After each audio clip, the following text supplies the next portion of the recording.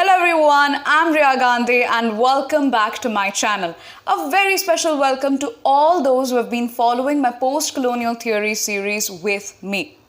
Today's video is actually the final episode in this series, and in this one we are going to make sure that we are ending it on a very powerful and practical note.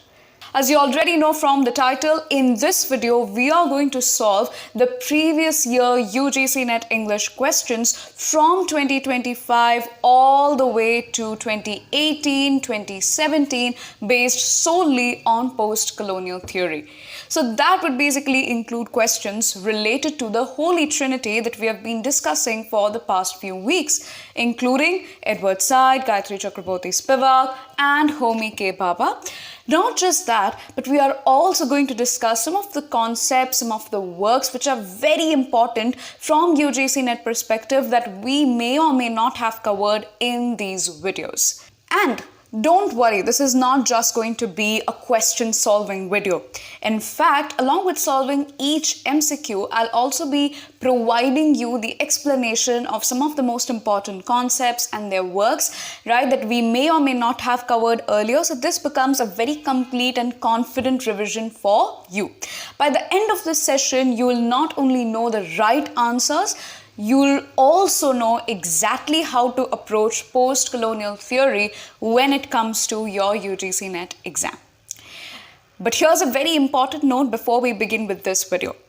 This video is entirely about post-colonial theorists, about post-colonial critiques, and not post-colonial novelists or writers like Rushdie or Chinua Achebe. So we are strictly focusing on the theoretical framework because that's where UGC NET English tries to trick you. So if you're ready, let's start solving PYQs together and turn post-colonial theory as one of your strongest areas.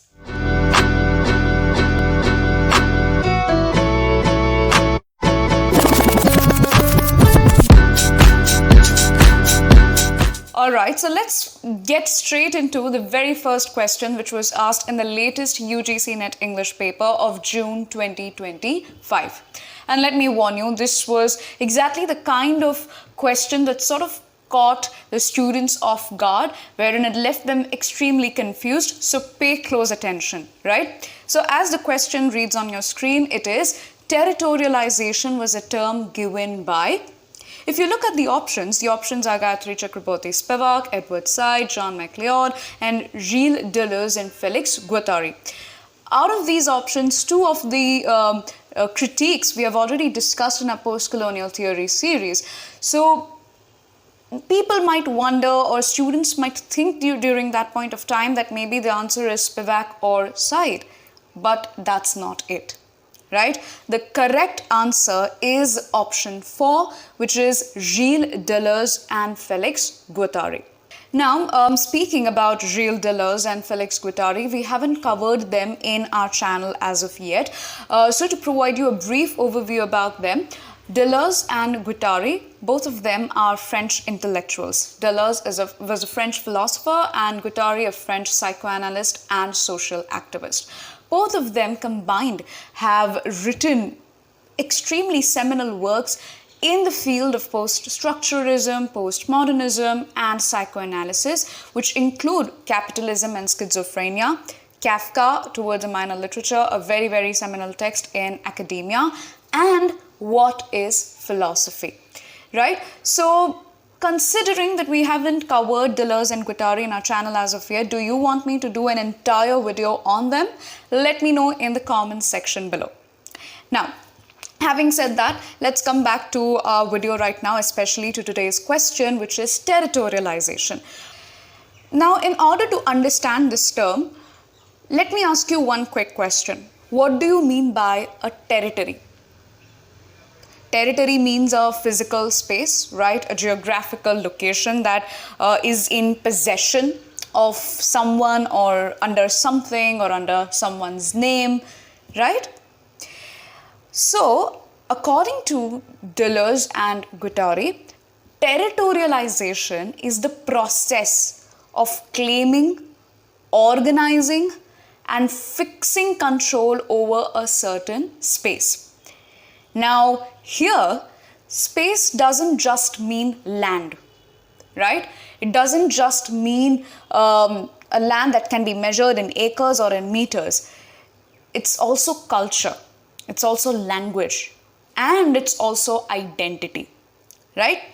So you can put this in the context of colonialism, right? How colonialism didn't just occupy land.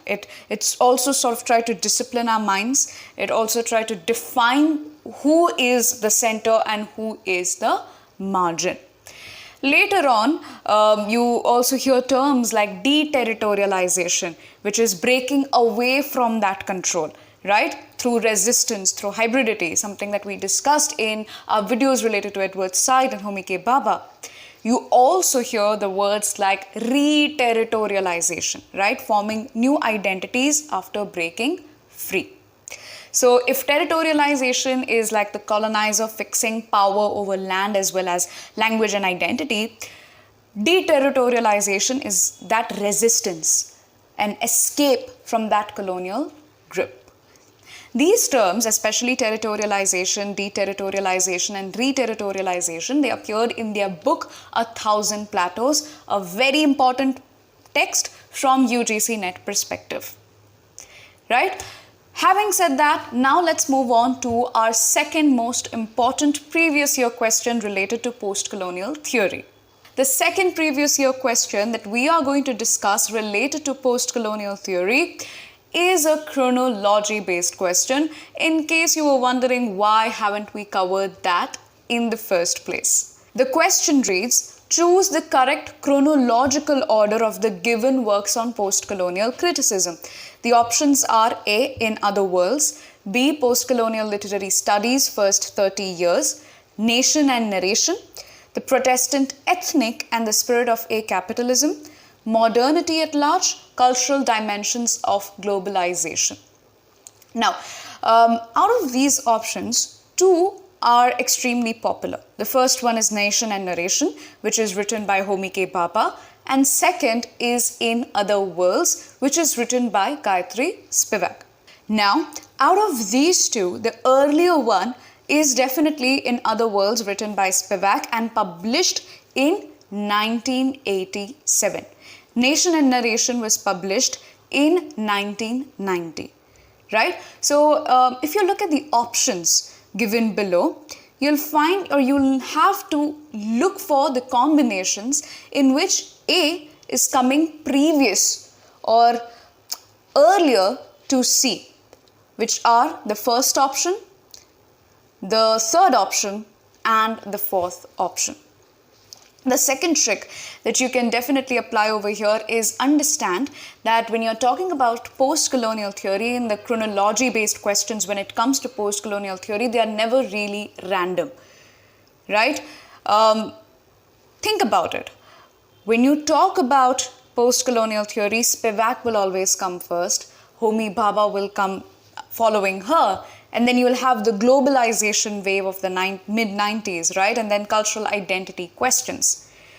If you get that understanding clear, then when you read the options, it will be very easy for you to find out and correctly answer the chronology-based questions, right? So over here, In Other Worlds will come first, published by Spivak in 1987. Nation and Narration, Homi K. Bhabha in 1990. Modernity, right? Modernity at Large, talking about the globalization mid-90s, published by Arjuna Padurai in 1996. Then you have The Protestant Ethnic and the Spirit of A Capitalism, published by Ray Chow in 2002. And finally, Postcolonial Literary Studies, the First 30 Years, published in 2005. So the correct option over here is A, C, E, D, B, which is the fourth option. Having said that, now let's move on to the next previous year question related to postcolonial theory. So the third question that we are going to discuss is yet another chronology-based question in which the students were asked to arrange the most important postcolonial works in the correct chronology.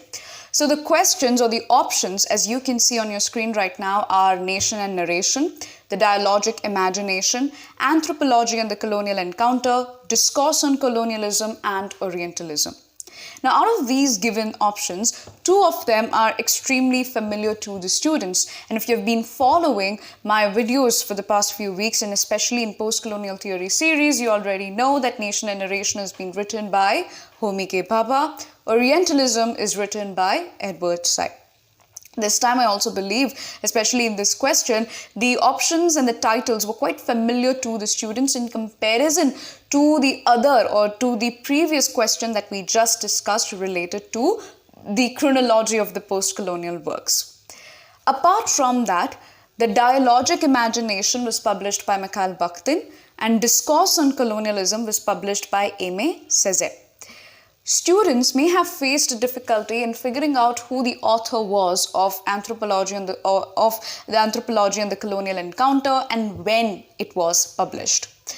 Anthropology and the Colonial Encounter was published by T. Assad somewhere around, in 1973. So the correct chronological order for this particular question is that the first title will be Discourse on Colonialism, published by Aimé Césaire in 1950. Right, it was originally written in French and then later published in English in 1972. Followed by Anthropology and the Colonial Encounter by T. Assad, published in 1973. Then you will have Dialogic Imagination, published by Mikhail Bakhtin in 1975, right? Then Orientalism in 1978 and finally Nation and Narration in 1990. So the correct chronological order for this question is D, C, B, E, A. Now, before we move ahead with the next question, let me take a quick pause over here and let's reflect on the kind of questions that we dealt with, at least the three questions that we dealt with up until now. As you can already see over here, in these three questions, one work was repeatedly asked. Can you guess which one was that? It was Nation and Narration by Homi K. Bhabha. What does that mean? It basically means that Homi K. Bhabha is an extremely important figure when it comes to NTA, when it comes to UGC NET English exam, and specifically his work, Nation and Narration. So make sure that while you are preparing for your December attempt or for your UGC NET English December exam, I want you to focus on Homi K. Bhabha specifically for your postcolonial theory section, and within that, make sure you know about the concepts that he has delineated in Nation and Narration and basically all the works that he has written, right? Create a chronological list of all his works specifically, right? Because that will definitely help you in placing him as in post-colonial theory, and definitely you can make a list, a chronological list of all the other post-colonial critiques and their works. So that will definitely help you in dealing with chronology-based questions for your UGC NET English exam. Having said that, now let's move on to the fourth PYQ, which was asked in 2025 itself. The question is, the author of The Politics of Translation and translator of Mahashweta Devi's Tandayani is. So out of all the given options, when we are talking about Mahashweta Devi's translator, right, it is definitely Gayatri Chakravorty Spivak. The translation that we are concerned over here particularly is Breast Giver. It tells the story of Jashoda, who is a woman who becomes a professional wet nurse for a wealthy family. Right? When we are talking about Mahashweta Devi, I'm sure you already know that she's such a phenomenal writer. She has contributed significantly to the literature, especially talking about the trials and tribulations of the tribal communities, the marginalized sections, and definitely women. Right? Something that comes under the category of subaltern. Again, something that Gayatri Chakravorty Spivak has expounded, explained in a very interesting manner in her essay, Can the Subaltern Speak?, which I've definitely covered in my post-colonial video series. So if you haven't checked it out yet, please do check it out right now, because I think that will help you answer and help you gain a very comprehensive understanding about Spivak and her contribution to post-colonial theory. Right. With that, now let's move on to another question, another PYQ asked in 2025, a chronology-based question, right? Again, it is talking about some of the major post-colonial works. You have to arrange them in the chronological order. This time, I think the options are even more familiar than they were previously. The options are, as you can see on your screen, Orientalism, Black Skin, White Masks, Masks of Conquest, The Wretched of the Earth, and Can the Subaltern Speak? Most of the students must be already familiar with the titles and their authors, like Orientalism, as we discussed, is written by Edward Said. Black Skin, White Masks is written by Frantz Fanon. Masks of Conquest is written by Gauri Vishwanathan. The Wretched of the Earth, written by, again, Frantz Fanon. Can the Subaltern Speak? Written by Gayatri Spivak. Right? So over here, the correct chronological order is that first you will have Black Skin, White Masks, published by Frantz Fanon in 1952. In this particular work, Fanon is talking about the psychological effects of colonization, especially on men, right? Second, you have The Wretched of the Earth, published by him in 1961. Here he's talking more about the political work on decolonization, right, and violence, basically. Then you definitely have Orientalism by Edward Said in 1978. Then you have Can the Subaltern Speak by Gayatri Spivak, published in 1988. And you have Gauri Vishwanathan's Masks of Conquest, published in 1989. So the correct chronological order, if you check, should be B, D, A, E, and finally C. B, D, A, E, C. Having said that, now let's move on to the next PYQ that was asked in August 2024. This time it was the match the following questions, right? Match the first list with the second list, as you can clearly see on your screen. So on the first list, you have all the post-colonial terms that have been provided. And then you have the second list, you will have the options of by whom these post-colonial terms were coined by, right? So the post-colonial terms are othering, you have ecological imperialism, colonial desire, and the third space. We already know the third space, the term third space was provided by Homi K, Bhabha, right? So, and I've already explained that term in quite some detail in the video that I've made about Homi K, Bhabha. So if you haven't checked it out yet, you can check that out right now. But apart from that, you have a lot of other post-colonial terms, right? Which are again extremely important, and I don't think we have covered in our previous videos. So these are othering, ecological imperialism, and colonial desire.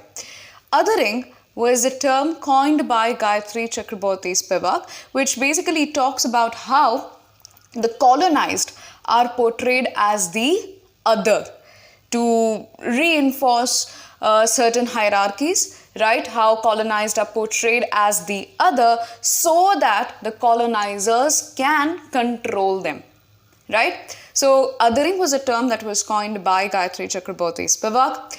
Ecological imperialism was a term coined by Alfred Crosby. I believe Crosby's perspective is quite different to what the other post-colonial critiques have talked about and explained so far.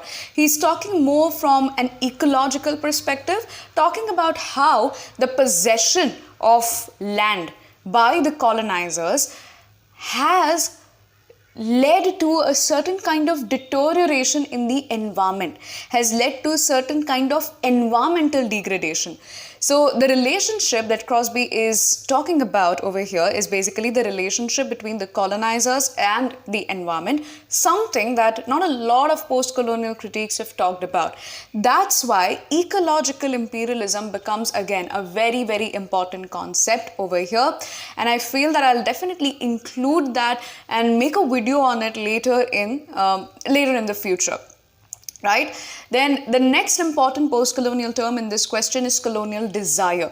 Colonial desire again is a term that was coined by Robert Young. It was popularized by Robert Young, and again it's talking about this colonial obsession with power, with possession, with race and racial dynamics. Right? Having said that, now again let's move on to the next question that was asked in June 2024 paper. Again, it's a chronology-based question. So as you can already see over here, we have already discussed 4 to 5 chronology-based questions up until now, and we are discussing a 5th or the 6th one currently. So for your UGC NET December paper, you might expect a chronology-based question related to post-colonial theory. So I'm going to reiterate myself. Please make a list of all the important post-colonial works by the post-colonial critiques, post-colonial theorists, right? Because that will definitely help you in tackling these chronology-based questions. Now, coming to the June 2024 question, it says arrange the following works in order of their year of publication. The options are Orientalism, Nation and Narration, Black Skin, White Masks, Decolonizing the Mind, and the Location of Culture. Again, Orientalism is being repeated. Nation and Narration is being repeated. Black Skin, White Masks is being repeated. So we are already able to trace a pattern over here, don't you think? For your UGC NET English exam, you can expect a question related to Orientalism. You can expect a question related to Nation and Narration, and even for that matter, Black Skin, White Masks. With that, now let's come back to the current question. We already know that Orientalism was published by Edward Said in 1978. Nation and Narration was published by Homi K. Bhabha in 1990. The Location of Culture was also published by Homi K. Bhabha in 1994. Frantz Fanon's Black Skin, White Masks was published in 1952. And Ngugi wa Thiong'o published Decolonizing the Mind in 1986. I don't think we have covered, or I don't think we have discussed Ngugi wa Thiong'o's Decolonizing the Mind as of yet. It basically is a reflection on how language, how literature, right, and identity are being shaped in the context of colonialism and post-colonialism. And that's why language over here becomes an extremely crucial step towards decolonizing the mind. And why was there a need to decolonize the mind? Because during that point of time, the colonized subjects thought and believed that they were inferior to the colonizers. And that's why using their own language became an extremely important step to reclaim their cultural identities, their cultural authorities, and challenge the colonial structures, at least at that point of time. So coming back to the question over here, what do you think is the right chronology, right? Considering that 1952 becomes the first part, Black Skin, White Masks by Frantz Fanon. Then you have Edward Said's Orientalism in 1978, followed by Ngugi wa Thiong'o's Decolonizing the Mind in 1986, Homi K. Bhabha's Nation and Narration in 1990, and Homi K. Bhabha's The Location of Culture in 1994. So the correct answer is option 4, which is C, A, D, B, and E. With that, now let's move on to the next PYQ that was asked in 2022 October. I believe in comparison to all the other questions that we have discussed before, this one is relatively easier. It says, which of the following critiques is associated with the term contrapuntal reading? The options are Mikhail Bakhtin, Edward Said, Roland Barthes, and Jacques Derrida. I believe that I've already talked about it in a previous video related to Edward side, and as I've already mentioned the answer over here, contrapuntal reading, the term contrapuntal reading was provided by Edward Said. Now, what does this term basically mean? Contrapuntal reading is a method of reading a text, mostly classical text or classic literature, right? And even the colonial texts written by the colonizers, right? He developed this concept in his book Culture and Imperialism that was published in 1993. As I've mentioned previously, it is a way of reading a text wherein you take into consideration both the perspectives. What are the two perspectives we are talking about over here? The first perspective is a perspective of the colonizers. You take into consideration their perspective, you understand their perspective and why they did what they did. The second perspective you take into consideration is the perspective of the marginalized people. You take into consideration the perspective of the colonized subjects, right? It also simply translates to reading against the grain.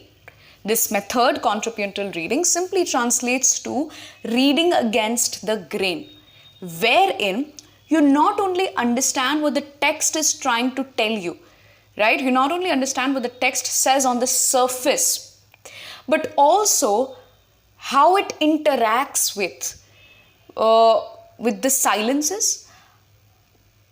You don't only take into consideration what is being said, but what is not being said, right?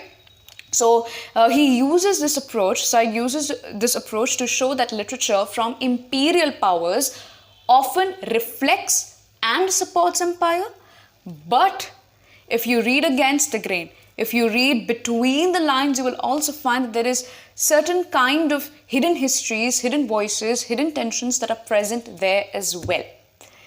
Right? So you take into consideration the colonizer's narrative while also being aware of the colonized or the oppressed perspective. This will help you in understanding the hidden power dynamics. So this was the entire subject of contrapuntal reading that was provided by Edward Said, and this was asked in 2022 October.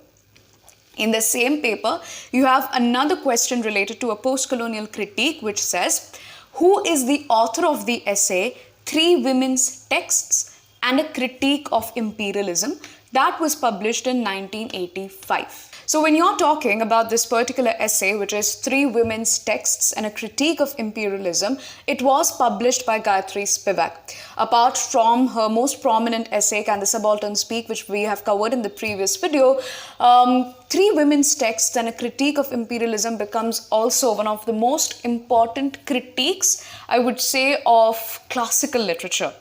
So over here in the title itself, you have three women's texts. So which three women's texts and which texts are we concerned with over here? It's basically Jane Eyre by Charlotte Bronte, White Sargasso Sea by Jean Rhys, Frankenstein by Mary Shelley. So basically, Spivak is critically examining these three texts written by women and shedding light on being a woman in a patriarchal society. She not only highlights the position of women in a patriarchal society, but also the position of women in a patriarchal imperialistic society, right? Again, a very interesting read for literature students and for UGC NET English aspirants. Having said that, now let's move on to the next question, which was asked in the same paper. It is actually a quote, and you have to guess who said this, right? So as you can read from your screen, the quote reads, "It is significant that the productive capacities of this third space have a colonial or post-colonial provenance." The above lines have been written by, again, a very, very easy question because you are talking about third space over here. The key word in this particular quote is the third space. And who talked about third space? Homi K. Bhabha. So the answer over here is also Homi K. Bhabha. And with that, we finally come to an end of this video and an end to our Postcolonial Theory series. I'll be back soon with another series on UGC NET English, which will definitely simplify your preparation for UGC NET English December 2025. So make sure that you look out for this space and you can keep an eye out for more such videos. If you found this video informative and helpful, please like, share and subscribe to my channel. And if you have any doubts, if you have any queries, if you have any thoughts, please let me know in the comment section below. Thank you so much for watching till the end, guys. I'll see you in the next one.